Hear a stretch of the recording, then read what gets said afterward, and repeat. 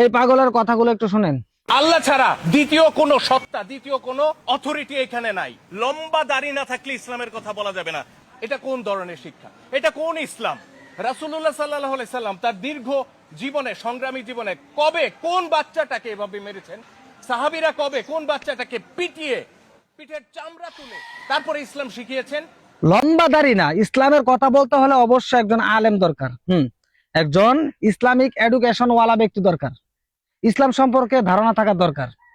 ইসলাম সম্পর্কে অনেক জানার দরকার। আপনি ইসলাম সম্পর্কে যদি না জানেন তাহলে আপনি বললে আপনার দ্বারা মানুষ গুমরা হবে, পথভ্রষ্ট হবে। হ্যাঁ, পণ্ডিতের ঘরের পণ্ডিত আর বারবার বলতেছে যে রসুল সাহাবীরা কি হ্যাঁ পিঠের চামড়া উঠিয়ে বাচ্চাদেরকে পড়াইছে। এই ব্যাককল, ওই ব্যাককল। পরে যদি এখন আমরা পড়াই তাহলে তোরাকে মারণ লাগবো, তোরা শাসন করতে গিয়া বেত্রাঘাত করা করা লাগবে। হ্যাঁ, কারণ তোর বুঝ আর একটা 8 বছরের ছেলের বুঝ এক নাকি? বুঝ এক? তো রসুলের সাহাবীরা প্রত্যেকটা সাহাবীর বয়স্ক ছিল, ওরা বুঝমান ছিল। আর এখন যে শাসনের লাঠি আমরা প্রয়োগ করি, এরা হলো নাবালেগ, অবুঝ।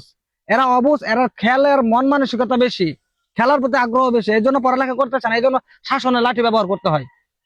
আর রসুলের সাহাবীরা ছিল সবাই বুঝমান, তো ওদেরকে লাঠির ব্যবহার করবো কেন?